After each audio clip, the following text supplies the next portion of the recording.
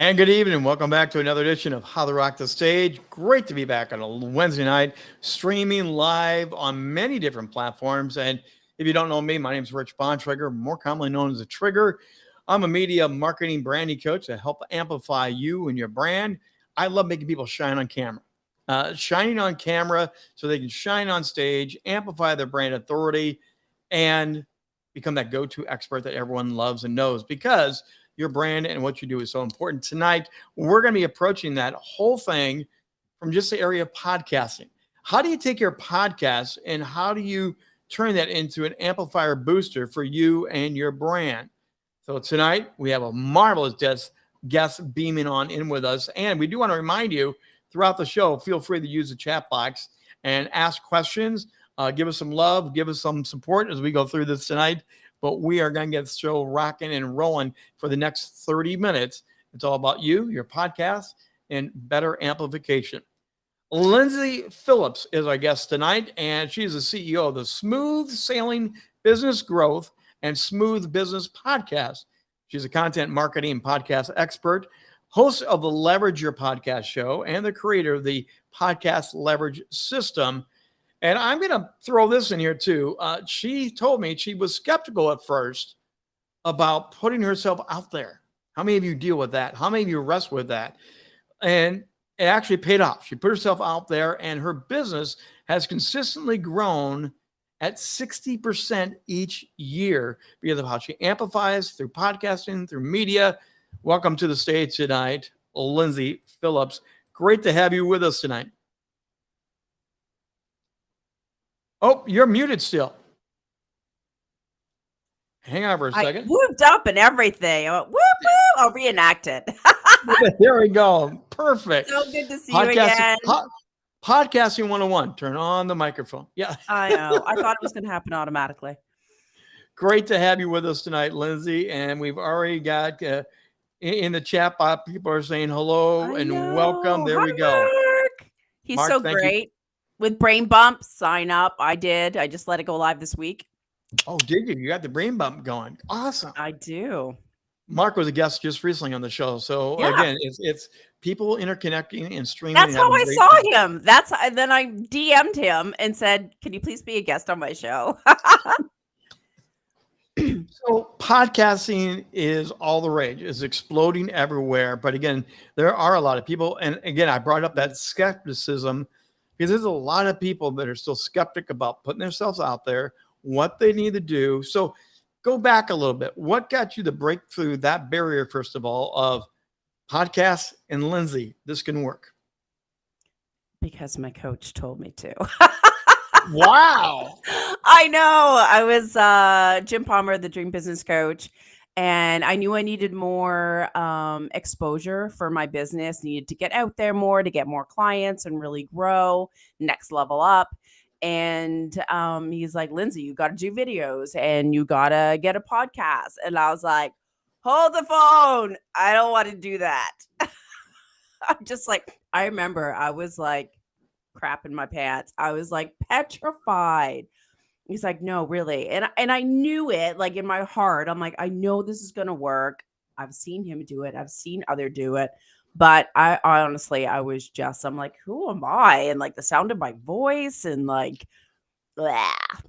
So that's everything that everyone goes through. And I can still remember the original audio when I first started in broadcasting 30 years ago.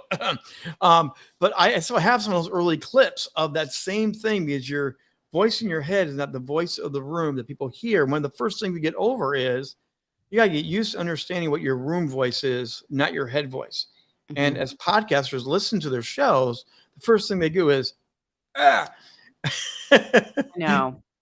And I don't want to see myself. And like, what if I stumble on my words? What if I ask a dumb question? What if I don't know what to ask? And it's like, especially when you're interviewing or being interviewed by people that are like, they've been around and it can be intimidating. And you feel like a little fish in like a bowl. And so I just, honestly, for me, it was more like just focus on the content. If I could share one nugget to one person and it helped them, then that's all I care about. And so I just focused on that. But it's like we've had conversations, Rich, where you forget the mic is even on. You're just like, Oh, it's just, yeah, right? oh yeah, no, there is no longer a camera for me. I've been doing this for, again, 30 years. There's no microphone on me. And so I naturally just fall into the presence, the persona, and do my job. Yeah. And that's where I coach and I want to help people get to, which I know is what you do. There's that freedom of, sure, there's a mic and a camera, but nobody cares. I don't.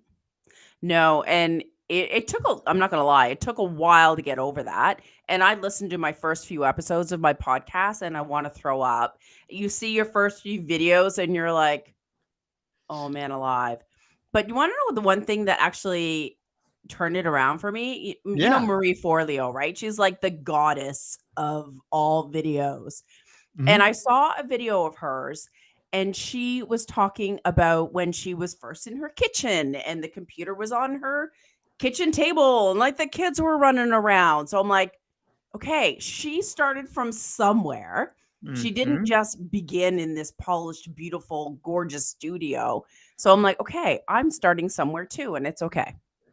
And that's a great point, number one, for everyone to hear and understand. Start someplace. Start with your phone and Yeah. just do audio. Start with literally your laptop, open up and go for it. The great thing about recording it in advance is you can delete and nobody ever knows what you did until you feel comfortable putting it out there, right? That is true. I haven't never edited anything really. Like I'm like, it is what it is. I'm like, honestly, I don't have the time or wherewithal to like edit every and ah. I'm human. And so for me, I would rather connect with people that are normal human beings that I would like to have a coffee or a beer with, and that they're like authentic and they're just a regular person. I don't need someone that is like perfectly polished, all like exterior, everything is perfect. Like that drives me crazy, honestly.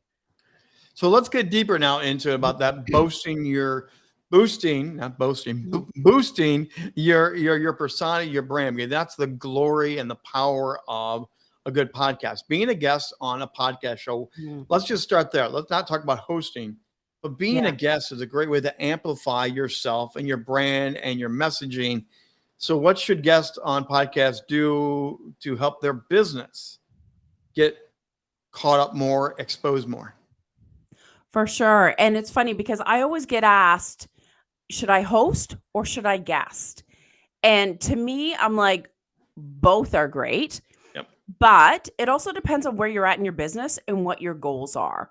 If you still need more exposure, if you need leads and you need to like grow your list and more people need to know about you so that they can buy your stuff or hire you or whatever, then you need to guest.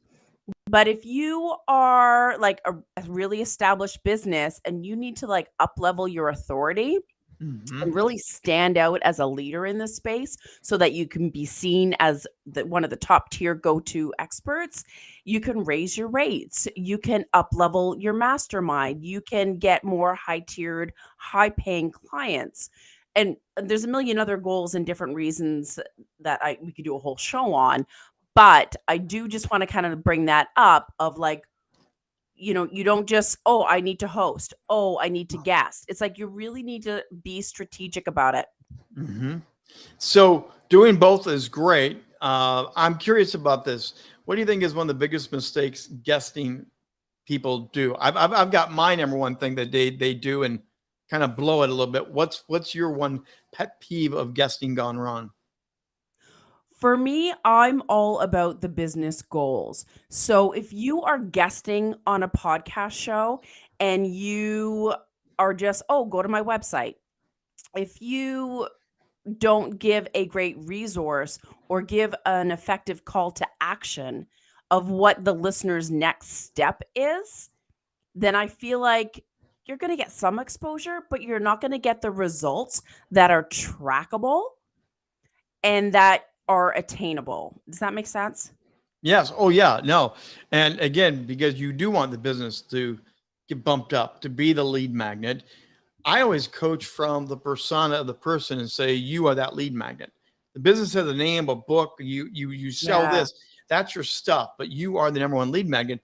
So one of the most egregious things I think people do when they guest is at the end of the show, as they're wrapping up, and they say, thank you for being here. They give all your social media. The host is wrapping it up with a bow. The guest seems like they always have to jump on one more time, and they clip the host. And if it feels uncomfortable for everyone, because it was like, it was so good up until you had to say one more thing. Do you find that to happen very often where they jump on just one more time? I have had that a few times, and it is slightly awkward. And I always think, well, that's going to be hard to edit. I always think of the technical part, right? Like, what does my editor have to deal with? We do have people streaming and following along tonight. And there's a comment in the room that I want you to see there from Salma. A good way to differentiate the difference between guests and hosts. There is a difference there, right? I mean, the skills are similar, but I coach, they are different skills. You agree with that too? I do. Yes, because a guest, and obviously there are a lot of things that you can bring up, but you want to speak in sound bites and really be conscious of what you're intentionally sharing that is easy to capture and implement. But then also you want to make sure that it makes sense for the listener and it's not just lingo that you understand and know. And you want to have good pauses so that the host again can ask another great question. So let's go there, because this is now we're getting into the idea of showcasing yourself, showcasing your expertise. Sound bites are huge, but you have to make the sound bites feel like it's natural, just riffed off you. But in fact, you know your sound bites. Know your sound bites in advance. What are some of the other things that you would suggest for the guest to be fluent at so their expertise does pop off the page? I think seeding your products, your services, and also your testimonials and your success stories. And it does feel weird to talk about your success stories on air, but you can just weave it in as a story. For instance, one of my clients guests on shows, and she always talks about, oh, my podcast, I talked to this person, or I use this strategy with one of my clients in this program, and they got this kind of result. So you can see that it's natural and it just feels like a story, but you seeded that you had a podcast, that you have a program, and that you gave someone success. Well, and the trick there is don't sell, but sell by communicating that you are a coach, you are this, your products have helped people. Sell in a subtle way that elevates you as an expert, right? That's exactly it. And I'm sure, Rich, you teach your students this as well.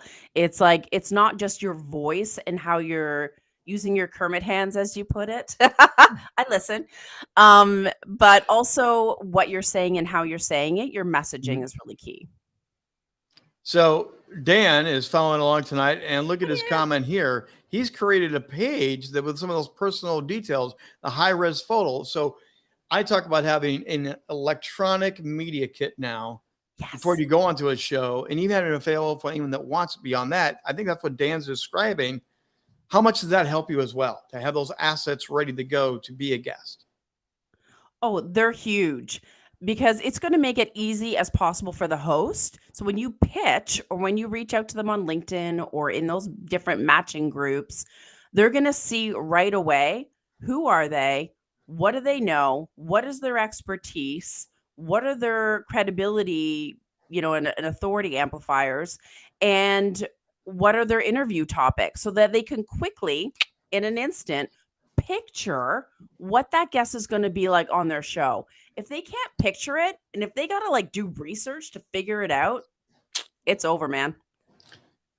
Also, if you're a guest, I also highly coach and encourage people, go listen to the podcast show and the host, get the vibe of the show, the feel of the show. Everyone's a little bit different. Never assume, because you want to slide in and connect with them. Yeah. If you don't do your homework as a guest, you often misfire, don't you?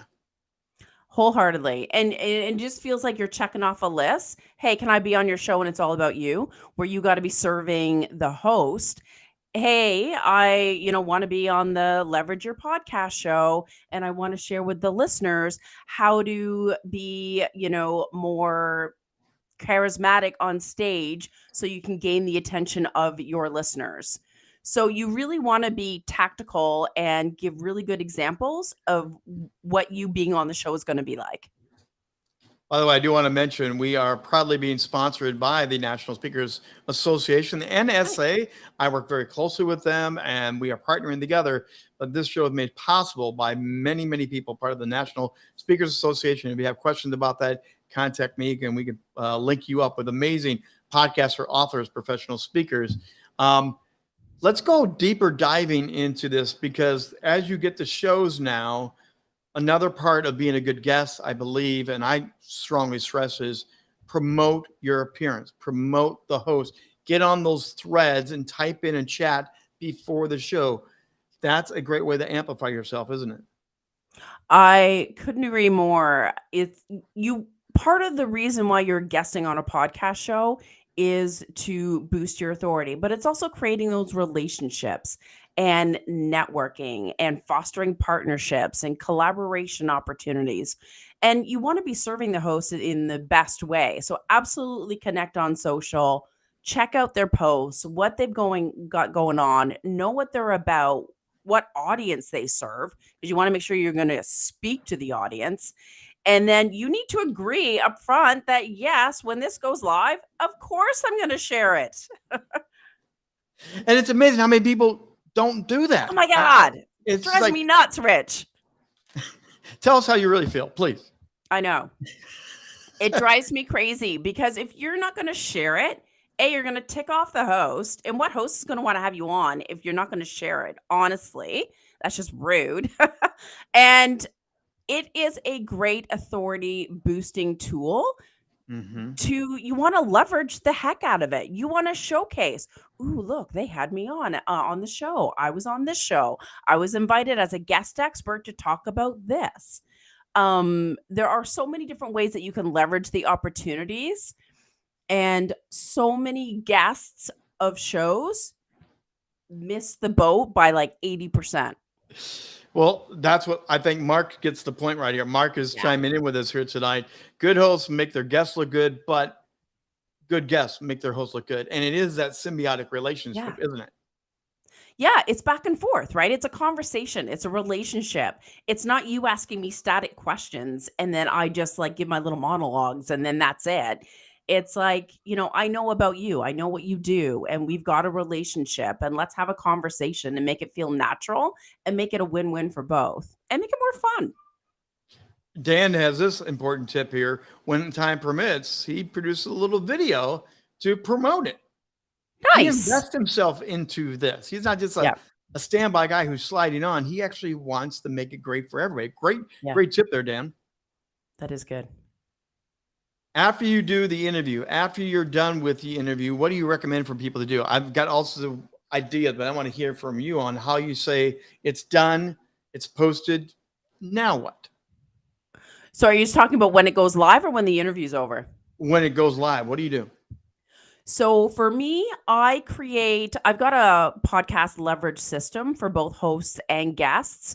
So during the leverage system, the first step is publishing.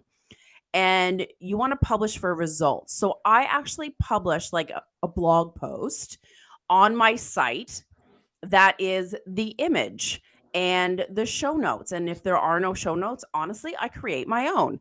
And if there's a YouTube video, I embed it. And I'm obviously going to link to the host and their social media links and what have you. And I add in my own like call to actions, my lead magnet, stuff about me. But your site is your go-to home where you want everyone to go to see your services, to hop on one of your lead magnets or your courses and, read your blogs, check out your podcasts, all of those things. So when you're guesting on a show, of course you want to put it on your website and publish it and take advantage of all those opportunities and SEO. I could go on. So here's a way that I've intentionally done that on my site. how to rock the stage media, rockthestagemedia.com. I actually have a whole interview page of Yeah. shows I've been on as a guest. I have a different area for my shows, but I have a whole page where it's both the audio and the video ones. And I have gone through I've gone through YouTube and other platforms, typed in my main and searched it out. And I have a whole spreadsheet of old shows, new shows. So when they come out, I can rotate and keep the content going based on shows I was a guest on. Perfect. And Leverage Google this stuff. And so many people don't do that, Rich. So you're ahead of the game there because Google wants new content, right? Mm-hmm. Use it. Now, when it comes toward the end of the show, let's go back to that in-show stuff. Sure. It comes to the end of the show. The guest is ready to ask you for your final closing thoughts. What websites, what links to give? How do you best advise people on what to do there when it's time to really amplify yourself? There are a couple of different approaches. I know with John Lee Dumas, and when I was on his show, he made a separate page that had like 3 different options. So like a lead magnet, how to connect with me on social, and I can't remember what the third one. It's been a while. And then I know with the company Interview Connections, for instance, they have like when you are a guest on a show, have one page, but it's a unique URL so you can track how many visits that you get. But you have like not 3 asks, but you're basically giving them 3 options. Mm-hmm. One is like a lead magnet. The other one is to book a call. And I can't remember what the third one is right now, but you're giving them options. So there's that school of thought. There is also the school of thought where give them one option that is the natural next step to the conversation that you're having. So for me, I mean, I do have my podcast leverage system, and it's a lead magnet that gives the training for hosts. I do also do a guest podcast leverage audit. So that to me would be a natural next step for any listener listening to that going, okay, I'm hearing all these things. Oh yeah, I want that. I want to do that. I want to learn that. So that's what you would share because it feels like the natural next step in them getting to know you. I think that's huge. Make it natural, make it easy jump off. I always recommend don't give them like 5 different options. Don't rattle up 5 different websites. Again, at the end of the show, I'm going to share Lyndsay's socials. You have different places to find her, but as the guest, make it simple. Find me here. Here's the best place to find me. So it is because there's so much information being absorbed during all these shows. That final moment is your lead magnet. Where do you really want them to go? Make it simple, right? Yeah, agreed. And I've heard it so many times where people are like, oh, if you go to my website and then scroll down 3/4 and then click here, or you can go to this page and then a pop-up will happen. I'm like, wait, what? You I don't remember any of that. Don't make it complicated. Yeah. What's that? You lost them at scroll down. Yeah. I'm like, oh man. By the way, Dan's trying me back in, and he has made that whole appearance sheet. And look at that. He says I gave him the idea. So thank you, Dan. You're a good guy. You listen. You pay attention. Got it going You're having on fun with us. Dan is a regular with the Rock the Stage Wednesday night show. Love having him around. How can you optimize the social media profiles? So again, let's keep digging in on that because there's so many different profiles, so many different landing pages to get that boost. What's the best way to optimize those? Do you promote them before you go in the show? After you go to the show? Do you put it on your backdrop? What do you think is the best way to really optimize it to get the biggest bang? There are so many different strategies. So I'll touch upon one, and that is updating your social media profiles to showcase yourself as a guest expert. So you can even have like on your banner on LinkedIn, let's say, like I've got a graphic on mine. I obviously showcase my own show. But you can also say guest expert as seen on, and then you can add like one of the top podcasts that you've been on, let's say. But then also there's the featured section of LinkedIn where you can showcase your own blogs, your articles, your own podcast. But I would definitely have one of the options as one of the shows that you've guested on, where you showcase one of your key topics for one of the areas of your business that you want to grow. So people can naturally see you as an expert in that thing when they go to your profile right away. Also, just build on that. And when you do a one sheet or a PR push out, as seen on, grab the Yeah. emblems, grab the logos, grab the name, and put that in. Especially as you get more elevated, those shows will show credibility, right? Absolutely. And you can add those things onto your like email signature, like, and to say, click here to see my media page, or if I speak about this, click here. That's the other good thing, Rich, too, about having that. People call it a press page, a media page, a speaking page, Mhm. whatever you want to call it. But like a page that showcases, here's who I am, here's my credibility, here are my bio pictures or pictures, headshots, here are the topics that I talk about, and here are some shows that I've appeared on. And then even if people are just casually on your site and they happen to see that media page, they're like, damn, they speak, they're on podcasts, they're a guest expert, they have these topics. So you don't want that like a behind the scenes little thing in the No. back pocket. You want it like, hello, look at me. Front page of my website is a scrolling thing going across with the emblem of the different Yeah. shows that I'm on. And it's right on the front page. It adds that credibility. It Mhm. also creates an interest to go click on some of these and go Mhm. listen to you. Yeah. It's ready-made content for people to do it. I do like how you're stressing the fact, show yourself as a go-to expert. Show yourself as a go-to expert. Many of us want to talk on podcasts, but it's just more talk. What we're talking about here is you are the expert and you Mhm. want to be known as an expert. Can you really drive a nail home on that for a moment? Absolutely. So if you want to be paid as like a high paid authority and want to reach that revenue bracket and scale your business, then you need to be considered that go to authority and expert on that topic. So if you're guesting on shows and you're not sharing that with the world, emailing your list, doing a LinkedIn newsletter, doing the social media, doing quote cards with tips that you've shared on those episodes, do reels if you've got the video. If you're not leveraging and using those moving pieces and those like of that foundational piece of content, then you are missing out at creating more exposure, visibility, and gaining that credibility for yourself that's going to up level your business and get those kind of clients that you want. And right now, reels, shorts, the TikTok, all that short content button is huge. Oh, If you get permission from the host of the show, yeah. you take an excerpt. You're not going to re-edit. You're just going to take an excerpt. If you Mhm. get an excerpt from that and turn it into a short, that is gold. Absolutely. Because with Reels, you're tapping into audiences that are not already following you versus when you share stuff on your wall or your news feed, it's people that are following you already. So it's a really great opportunity to tap into new leads. We're coming down to the end here tonight, but this has been great. You and I can go on forever with this I stuff. know. But Goes by I fast. do want you, again, I dropped in the chat your social links, your information, your email. But again, quickly highlight your leverage program so people understand your Mhm. expertise and what exactly you do here.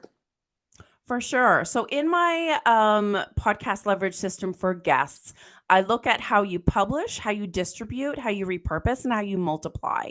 And so I actually have an audit where I look at all those pieces. So leverageyourpodcast.com/guest audit. And I can look at your website and your sites and all that good stuff and see what missed opportunities you have so that you can leverage it on a bigger scale. We do have one more coming in. I have to share this out of the chat Yeah. box here. This is great by Dan again. Under what circumstances wouldn't a host want the publicity and reposting? Again, they were generous to put you on their show. Give them some love back, right? Every host wants to be re-amplified back out. Absolutely. I mean, the only time a host is not going to use the stuff is if it really sucked. Or there was like massive tech glitches, or you just didn't get along, or swore too much and you don't have an explicit show or whatever. But honestly, from the guest perspective, there is no reason why you cannot leverage the heck out of it to get more exposure and make yourself look good and get more business. Lyndsay Phillips, CEO of the Smooth Sailing Business Growth and Smooth Business Podcast. Great to have you as our guest tonight. Again, what's the Thank you. easiest, best, greatest way to get a hold of you? They can go to smoothbusinesspodcasting.com to check me out. And again, make sure you grab the stuff and information out of the chat. This show will be on replay tomorrow right away for those that did not make it or you want to go back through and recapture it once again. And Lyndsay, thank you for being here with us tonight. Don't forget, this is sponsored by the National Speakers Association. And if you want to learn about the NSA and how to amplify self as a speaker, as an expert speaker, and learn how to rock the stage, whether it's the in-person, the hybrid, or now even the video streaming stuff, please contact me and we'll let you get connected with the National Speakers Association. That's going to do it for our show here tonight. We'll be back next week again. We go live every Wednesday night at 7 o'clock Eastern time. We're streaming on multiple platforms, and you can also go back and catch more shows on howtorockthestagemedia.com or reach out again, rich@richbontrager.net. rich@richbontrager.net. Thanks for being with us tonight. We hope you enjoyed the content. And again, reach out to Lyndsay and learn more about what she's got going or connect with me. And we'll be back here next week to do it all over again with Jim Cathcart, the former president of the National Speakers Association, one of the top speakers in all the world. You're not going to want to miss Jim Cathcart.